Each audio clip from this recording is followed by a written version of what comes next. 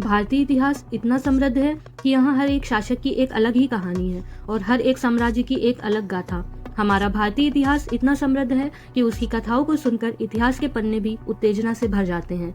ऐसी ही एक गाथा है भारत के वीर चक्रवर्ती अशोक सम्राट की, जिन्होंने अपनी महानता से पूरे भारतवर्ष को अपनी मुट्ठी में कर लिया था और उसके बाद अचानक से अपना हृदय परिवर्तन करके अहिंसा का मार्ग अपना लिया था। जब बिंदुसार का अंतिम समय आया तो उसकी इच्छा सिंहासन को अपने पसंदीदा वारिस को देने की हुई। कहा जाता है कि बिंदुसार ने जिस बेटे को सिंहासन के लिए अयोग्य बताया था वो उसे पाने के लिए उतना ही बेकरार था कि उसने अपने सभी 99 सौतेले भाइयों को मार डाला। किसी राजा जैसी शानदार पोशाक में वो अपनी अंतिम सांसें ले रहे पिता के सामने पहुंचा और बोला, अब मैं इकलौता वारिस हूँ तुम्हारा। और वो इकलौता बेटा था अशोक। और यह तो बस उसकी शुरुआत थी। दूसरी सदी ईसा पूर्व में भारत के सम्राट अशोक ने हिंसा का जो बेरहमी भरा तांडव शुरू किया वो बेहद डरावना था। जब अशोक के मंत्रियों ने उसके आदेश पर हिचकिचाहट दिखाई कि महल के चारों तरफ मौजूद फलदार पेड़ों को काट दिया जाए तो उनका जवाब था, ठीक है तो फिर तुम्हारे सिर कटवा देते हैं। अशोक की बेरहमी का कोई हिसाब नहीं था। उन्होंने अपने मंत्रियों के लिए एक महल बनवाया। मंत्रियों को मालूम नहीं था कि इस महल में ऐसे उत्पीड़न कक्ष थे जिनमें मारने के 5 सबसे तकलीफदेह तरीके मौजूद थे। इसे नाम दिया गया अशोक्स हेल। सम्राट अशोक के जन्म की बात करें तो उनका जन्म 304 ईसा पूर्व में पाटलिपुत्र में हुआ था। उनके पिता का नाम बिंदुसार और माता का नाम सुब्रदांगी था। उनकी पत्नी का नाम देवी या वेदिशा था, जो उज्जैनी की राजकुमारी थी। उनकी अन्य 2 पत्नियां असंधिमित्रा और करवाकी थी। अशोक के पुत्रों में महेंद्र, तिवरा, कुणाल और तालुका प्रमुख थे। उनकी 2 पुत्रियां संघमित्रा और चारुमती प्रसिद्ध थी। सम्राट अशोक मौर्य वंश के महान सम्राट थे। वे बौद्ध धर्म के प्रतापी राजा थे। उनका पूरा नाम देवानंद प्रिय अशोक मौर्य था, जिसका मतलब है राजा प्रियदर्शी, यानी देवताओं का प्रिय। दोस्तों, आज हम आपको महान सम्राट अशोक के जीवन की प्रमुख बातों के बारे में बताएंगे, पर उससे पहले हम आपसे रिक्वेस्ट करते हैं कि अगर आपने अभी तक हमारे चैनल को सब्सक्राइब नहीं किया है तो प्लीज़ हमारी वीडियो को लाइक करके चैनल को सब्सक्राइब करके हमें सपोर्ट करें। चलिए वीडियो को कंटिन्यू करते हैं।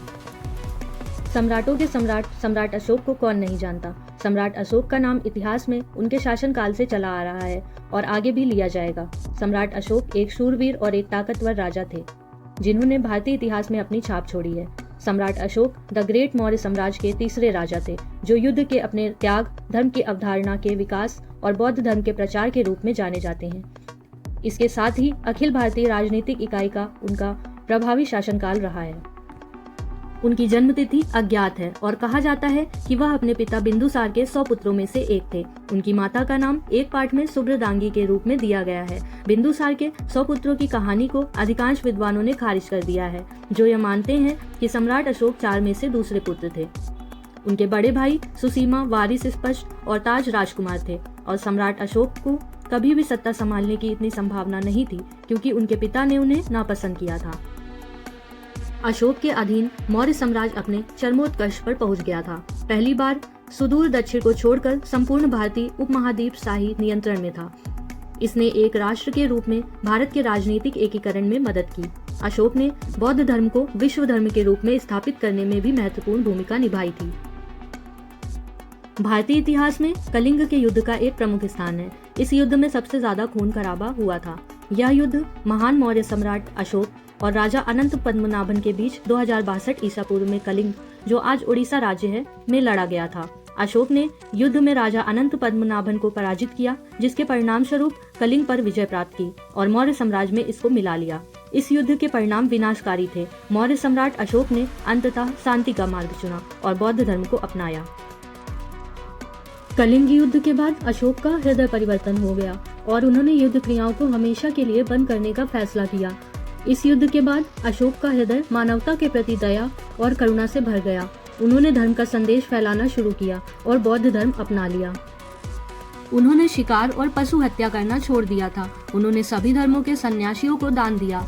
उन्होंने जन कल्याण के लिए चिकित्सालय, पाठशाला और सड़कें बनवाई। उन्होंने बौद्ध धर्म के प्रचार के लिए धर्म प्रचारकों को कई देशों में भेजा। उन्होंने बौद्ध धर्म को विश्व धर्म के रूप में स्थापित करने में अहम भूमिका निभाई। उन्होंने राष्ट्र के एकीकरण को शुरू करने और बनाए रखने में अहम भूमिका निभाई। उन्होंने युद्ध जीतने के बाद भी कभी किसी से युद्ध नहीं किया। उन्होंने कश्मीर के विजयेश्वर नामक शैव मंदिर का जीर्णोद्धार कराया। उन्होंने अपने अभिलेखों में बौद्ध श्रामणों के साथ साथ ब्राह्मणों को भी दान देने की बात कही। उन्होंने अपने शासनकाल में जनता की भलाई के लिए कई काम किए। उन्होंने अच्छी सड़कें बनवाई, कुएं खुदवाए और पेड़ लगवाए। अशोक ने लोगों को जियो और जीने दो की शिक्षा दी। उन्होंने जानवरों के प्रति दया पर जोर दिया। उनकी शिक्षाएं परिवार संस्था और मौजूदा सामाजिक वर्गों को मजबूत करने के लिए थी। अशोक ने देश का राजनीतिक एकीकरण किया। उन्होंने इसे एक धर्म, एक भाषा और व्यवहारिक रूप से ब्राह्मी नामक एक लिपि से बांध दिया, जिसका उपयोग उनके अधिकांश शिलालेखों में किया गया था। अशोक ने अपने उत्तराधिकारियों से विजय और आक्रामकता की नीति छोड़ने को कहा। चोलों और पांडवों के राज्यों और यूनानी राजाओं द्वारा शासित 5 राज्यों में मिशनरियों को अशोक ने भेजा था। उन्होंने सीलोन और सुवर्ण भूमि और दक्षिण पूर्व एशिया के कुछ हिस्सों में भी मिशनरियों को भेजा था।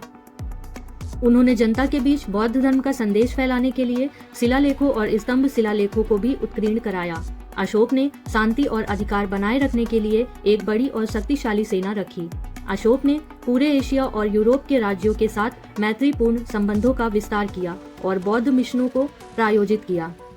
40 वर्षों तक शासन करने के बाद 232 ईसा पूर्व में अशोक की मृत्यु हो गई। ऐसा माना जाता है कि उनकी मृत्यु के बाद उनका साम्राज्य पश्चिमी और पूर्वी भाग में विभाजित हो गया था। पूर्वी भाग पर अशोक के पोते दशरथ का शासन था, जबकि पश्चिमी भाग पर संप्रति का शासन था। 265 ईसा पूर्व में उसके साम्राज्य का आकार विशाल था। हालांकि सम्राट अशोक का नाम पुराणों में दिखाई देता है, लेकिन उनके जीवन के बारे में कोई जानकारी नहीं दी गई है। कलिंग अभियान के बाद उनकी युवावस्था, सत्ता में वृद्धि और हिंसा का त्याग बौद्ध स्त्रोतों से प्राप्त होता है, जिन्हें कई मायनों में ऐतिहासिक से अधिक पौराणिक माना जाता है। भारतीय इतिहास के सबसे विध्वंसक कलिंग युद्ध ने कैसे सम्राट अशोक को हमेशा के लिए बदल दिया, अगर आप यह जानना चाहते हैं तो इसकी पूरी कहानी आपको हमारी दूसरी वीडियो में देखने को मिल जाएगी। वीडियो का लिंक डिस्क्रिप्शन में आपको मिल जाएगा। अशोक के शिलालेखों में बौद्ध धर्म की बारीकियों पर ज्यादा जोर नहीं दिया गया है, बल्कि लोगों को आदर्श जीवन जीने की सीख दी गई है। ये रही अशोक सम्राट के जीवन की कुछ दिलचस्प बातें। आपको वीडियो कैसी लगी कमेंट सेक्शन में जरूर बताएं।